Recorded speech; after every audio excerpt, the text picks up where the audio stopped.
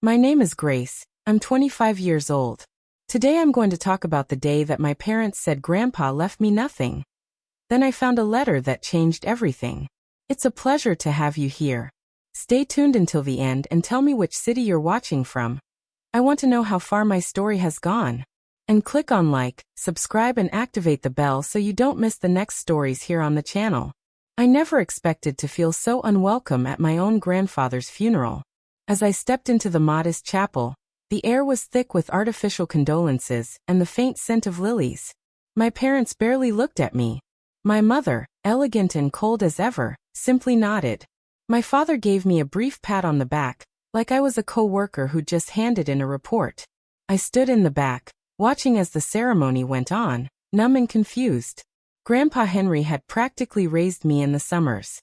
When my parents went off to Europe or retreated to their silent, sterile routines, I was sent to his lakeside house. He wasn't affectionate in a traditional way, but he'd always made me feel safe, like I belonged somewhere. He taught me how to fish, how to ride a bike, how to play chess. He made me feel seen. And now he was gone. After the service, people started to leave quickly. No one lingered. It felt rushed, like they were eager to erase his presence. I finally walked up to my mother and asked, "Did Grandpa leave a will?" She didn't even blink. "No. Nothing. Everything's been taken care of. He didn't want complications. Nothing. He left the house to us. But as for you, Grace, there's nothing with your name on it. He didn't mention you." I felt like I'd been slapped. That night, I stayed in their guest room out of necessity. The house felt colder than I remembered. Stiff. My mother had already started removing photos of Grandpa, replacing them with abstract art and decorative mirrors. It was as if she'd been waiting for him to die. I couldn't sleep. Around midnight, I got out of bed and tiptoed down the hallway to the room that used to be his study. It was locked. He wanted privacy, my mother had said earlier dismissively. "We're clearing it out next week." But something gnawed at me. I waited until morning. At breakfast, the tension was unbearable. I asked again about the study. "It's just old junk, Grace," my mother said without looking up from her phone. "We're donating everything. Don't worry about it." I knew she was lying. I could feel it in my bones. When they left for a dinner party that evening, I stayed behind. I knew where they kept the spare keys. I opened the study door with trembling hands. The room smelled like tobacco and old paper. Everything was untouched. His glasses still sat on the desk. His chessboard mid-game. It felt like he had just stepped out for a walk. I stood in the doorway, overcome by a wave of grief. I walked slowly to the desk and sat in his chair. I opened the drawers, receipts, old pens, some coins, and a worn leather notebook with nothing inside. But one drawer wouldn't open. It was stuck. I leaned down and examined it carefully. There was a false bottom. My heart pounded as I pried it open. Inside, folded and yellowed, was a single envelope with my name on it. Just my name. Grace. My hands trembled as I opened it. "My dear Grace, if you're reading this, it means I'm gone, and there were things I was too afraid, or too late, to say. I know your mother has probably told you I left you nothing. That's not true. Not even close. There's a house by the lake you may remember, where we spent those long sun-drenched summers. You once called it your castle.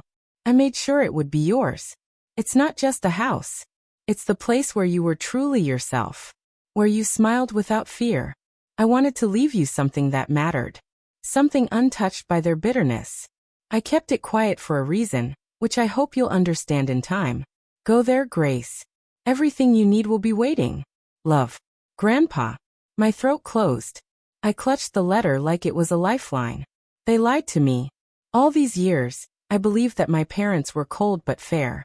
I never imagined they'd try to erase me from my own grandfather's life. The next morning, I packed a small bag and left without telling them. I didn't even leave a note. I needed to see the house again. I needed to know what else they were hiding. But I had no idea what I was about to uncover. The drive to the lake house was quiet. Too quiet.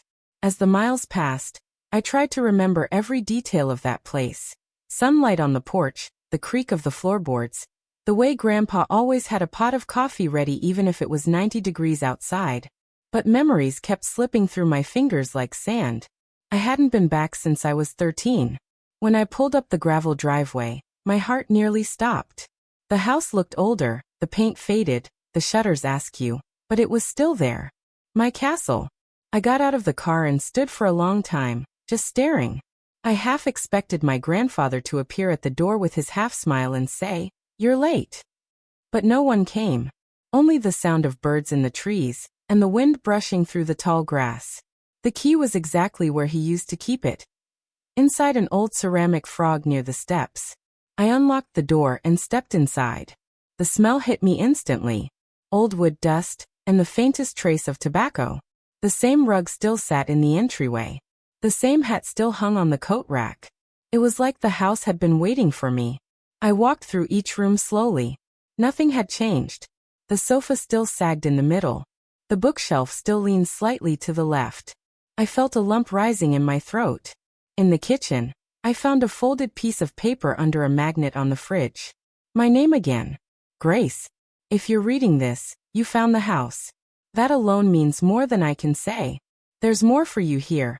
Answers if you're willing to look. I kept a journal. Several, actually. Some are in the attic, others in the desk in my room. I wrote down everything I was too afraid to say aloud. About your mother. About the past. About you. I never stopped loving you. Not once. Love. Grandpa. My hands were shaking again. I sat down at the kitchen table and stared at the letter. He'd written it just for me. My parents didn't know about this. I was sure of it now. I went upstairs to the master bedroom. The bed was made. The room was neat, almost sterile. But the old oak desk in the corner had that familiar worn-down edge from years of use. The top drawer was empty except for a single pencil. The second drawer held old receipts and a watch that no longer ticked. But the third drawer, that one was different.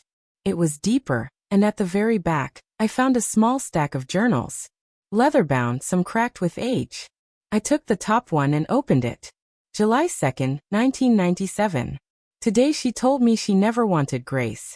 Said she only had her because it was expected. I didn't know what to say. I told her to keep her voice down. Grace was asleep upstairs. She rolled her eyes. That was the moment I realized I would have to protect that little girl. Not from strangers, but from her own mother. I felt the world tilt under me. I flipped the page. August 19th, 2003. She told Grace she was too sensitive again. I heard the girl crying in the bathroom. I told her she was fine just as she was. I think she believed me. I hope she did.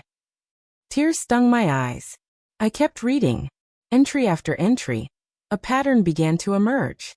My mother hadn't just been cold. She had been cruel, dismissive, controlling. And my grandfather had seen it all. He hadn't confronted her outright. Maybe he was afraid, but he documented everything. For years. And I never knew. At the bottom of the drawer, under the last journal, I found a folder. Inside were property documents. My name was on the deed to the house. It had been signed and notarized 5 years ago. They had lied. Not just about the inheritance. About everything. About who I was. What I meant to him. They tried to make me believe I had been forgotten. But Grandpa had never forgotten me. Suddenly, a wave of nausea hit me. I rushed to the bathroom and splashed cold water on my face. My reflection looked unfamiliar. Pale. Angry. Awake. I sat on the edge of the bathtub and tried to breathe. The grief I'd carried for years started twisting into something else. Not just sadness. Not just loss. Resolve. I had been lied to, manipulated, and erased. But not anymore. I wasn't a child anymore. This house wasn't just a refuge. It was proof. And I was going to find out everything they didn't want me to know. What would you do if it were you? Tell me in the comments. And don't forget to like, subscribe and activate the bell to receive all notifications so you don't miss the next story. I woke up on the living room couch with a blanket over me. I hadn't put it there. For a second, I panicked. Was someone else in the house? But then I realized it was the same quilt Grandpa used to keep draped over the armchair. He must have left it there the last time he sat down. I felt a strange comfort in that. Like the house remembered him. Even if the world was trying to forget. I spent the morning in silence, drinking stale instant coffee and flipping through more of the journals. Some entries were short, almost like reminders to himself. Grace smiled today. Real smile. Her mother didn't notice. She asked why her mother never says I love you. I had no answer. Each sentence felt like a punch.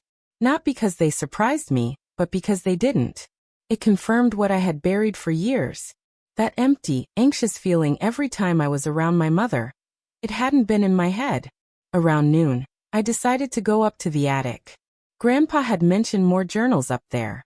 The stairs creaked under my weight, and the air grew heavy with dust and heat. I pulled the string on the ceiling light and waited for the bulb to flicker to life. Old trunks, boxes, and furniture were stacked in every corner. It was overwhelming. I started with a trunk labeled Summer '94. Inside were photos, me younger smiling in the sun. My hand in Grandpa's. Not a single picture included my mother. I found birthday cards, hand-drawn maps we made together. Even a clumsy clay turtle I had sculpted when I was 6. He kept everything. Beneath the photos was a thick envelope. Inside were letters. Dozens of them. All addressed to me, none of them mailed. Each one dated, some sealed, others not. I picked one at random. August 12, 2005. Grace. Your mother told me today that you're not coming this summer. She said you were too busy with school and friends. I knew it wasn't true. I know her patterns too well by now. But I hope you're okay. I hope you know I'm still here. That I'll always be here waiting. I read letter after letter. And every one broke something open in me. All those summers the first was told Grandpa was traveling, or too tired to have visitors. It had been her. My mother. She kept us apart. She'd been severing the bond between us, one lie at a time. I called the lawyer listed in the property folder. I needed answers. The woman who answered, Marla, was kind but cautious. You're Grace Henry's granddaughter? Yes. I found a folder with your name on it at his house. I'm trying to understand. She paused. Your grandfather was a very private man. But yes, I helped him transfer the deed into your name. He insisted it stay between us. He didn't trust your parents. Why didn't he tell me? He said he would eventually. He worried you weren't ready to handle the fallout. My heart pounded. Fallout. Your mother. She tried to contest his will a few years ago. Claimed he was mentally unfit. It didn't go anywhere, but it made things tense. I thanked her and hung up, my mind racing. She tried to erase me legally. It wasn't just manipulation. It was a calculated effort. All while pretending to be indifferent. Above it all. She hadn't just rewritten the past. She had tried to erase the evidence of who I was to Grandpa. The final blow came later that evening. I was cleaning out the nightstand by the guest bed, my old summer bedroom, when I found a note tucked under the drawer liner. It was hastily written, like Grandpa hadn't wanted to forget it. If anything happens to me, check the safety deposit box. Code 2143. Branch, Harrow Bank. I froze. Harrow Bank was back in town. A 45-minute drive. I stayed up all night, heart pounding. What could be so important that he hid it outside the house? What had he feared so deeply that he couldn't keep it under the same roof? The next morning, I was at the bank the moment it opened. I handed over my ID and the note. The clerk took a long look, made a phone call, then returned with the key. Inside the small, metal box was a flash drive and another letter. Grace, if you're here, it means they've lied to you. Again. I'm sorry for all the silence. For all the distance. I was trying to protect you, but I realize now I should have trusted you sooner. This drive has audio files. Recordings. Conversations I had with your mother. Things she said, threats she made. I kept them because I knew the day would come when you needed to know the full truth. Whatever you choose to do with them. I trust you. Love. Grandpa. My fingers closed around the flash drive. I had proof. Not just of what they'd done. Of who they really were. And now I had a choice. I didn't sleep. I spent the entire night listening to the recordings on the flash drive. Each one worse than the last. My mother's voice was sharp, condescending, sometimes venomous. There were clips of arguments between her and Grandpa, her accusing him of spoiling me, of turning me against her. At one point, She threatened to have him declared unfit and sent to a care facility. "I'll make sure she never sees you again," she hissed in one of the recordings. "You think she loves you? She'll forget you the second I tell her what a bitter, senile old man you are." And all this time, she smiled in family photos like nothing was wrong. I paced around the house until the sun came up. Every corner held a memory, but also now, a realization. None of those summers were safe from her reach. She had always been trying to pull me away, even when she wasn't there. I didn't tell anyone I was coming back. I just got in the car and drove straight to my parents' house. My hands were shaking as I rang the bell. My father opened the door. He looked surprised but not welcoming. "Grace, what are you doing here? Is Mom home?" He hesitated. "She's getting dressed." "What's going on?" "I'll wait." He didn't invite me in, but I walked past him anyway. The house was the same, polished, empty, cold. I sat on the couch, the flash drive clenched in my palm.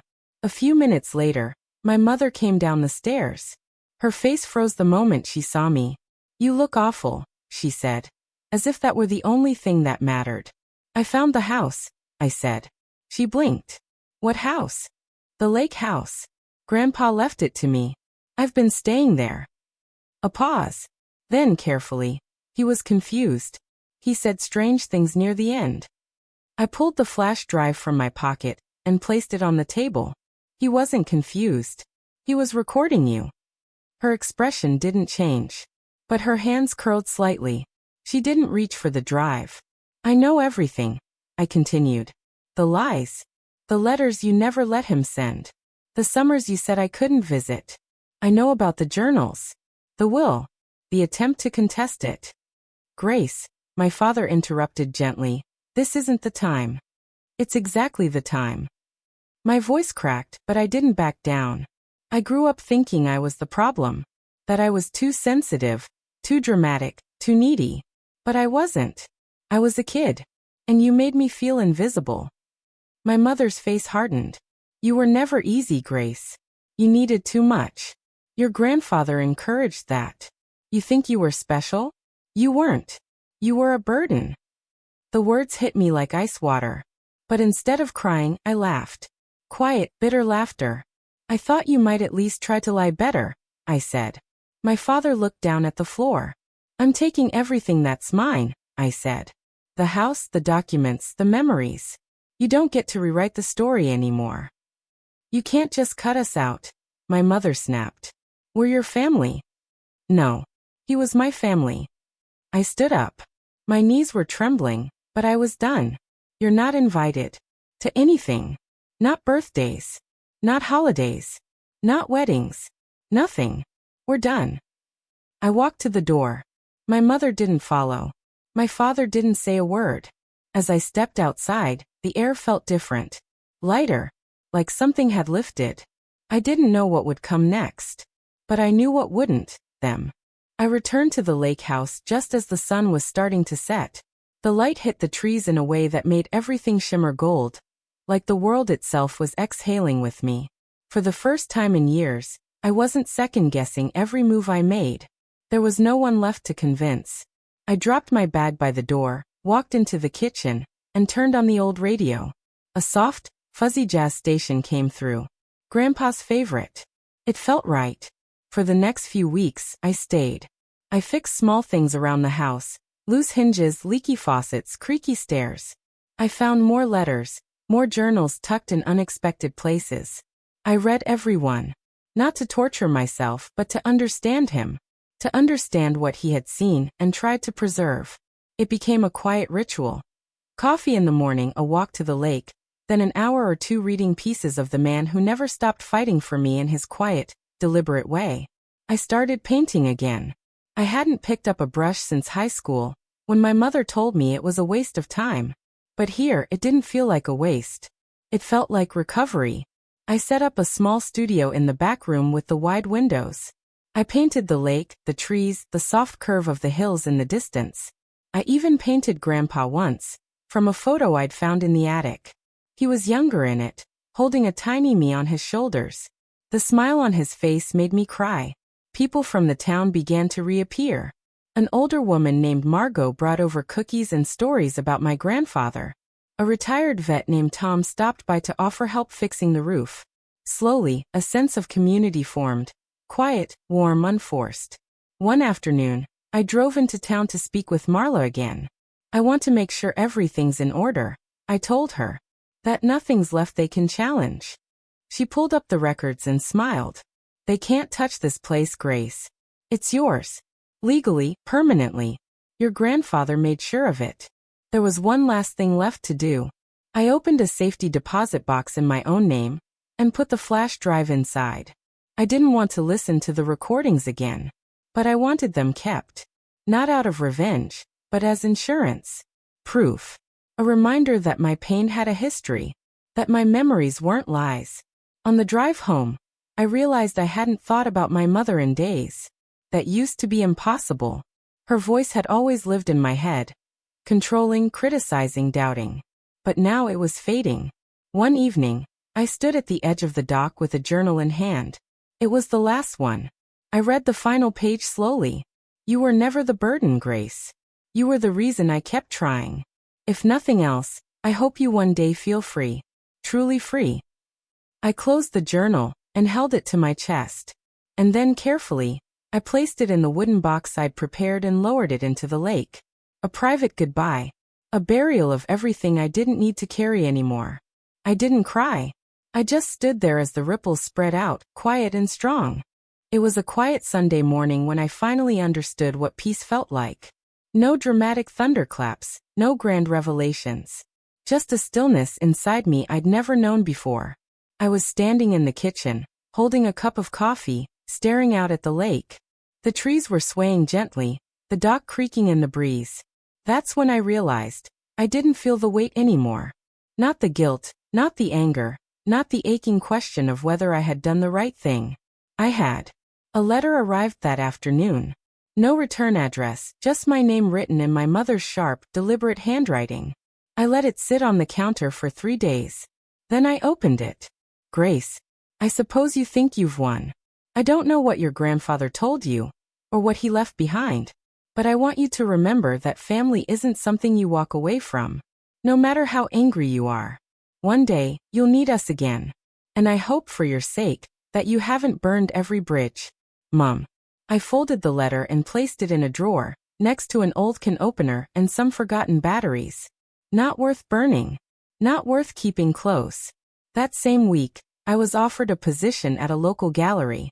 The curator, a woman named Elise, had seen one of my paintings, one of Grandpa by the lake, and said it held something rare. I accepted. It wasn't just a job. It was validation. Not just of my art, but of the version of me my mother never wanted to see. The one who wasn't quiet or small or convenient. I started showing up more fully in my own life. I took care of the house not because it was a duty, but because it was mine. I planted herbs out back. Painted the shutters. Had tea with neighbors. I laughed more. I slept through the night. I started becoming someone I liked being alone with. Months passed. Seasons shifted. And one day, while reorganizing the shed, I found something unexpected. An old voicemail recorder, buried in a box. I plugged it in. There were only 2 messages saved. One was from me, age 9, telling Grandpa I missed him, and asking if he remembered how to make his blueberry pancakes. The other was from him. His voice warm, slow. Of course I remember. I remember everything, Grace. I sat there on the floor, holding the device in my hands, the tears coming quietly, not from pain, but from the feeling of being loved, and finally knowing it was real. I didn't need anything else from my parents. Not an apology, not acknowledgement. I had enough. More than enough. And I had earned it, every piece of it. I still visit the dock sometimes, journal in hand, just to sit. Sometimes I write. Sometimes I don't. But always I feel him there with me. In the trees, the water, the warmth of the sun on my face. Not haunting. Just present. And that I've learned, is what healing really feels like. Not loud. Just real. If you like stories like these, click like, subscribe, activate the bell and send it to someone you think will also like it.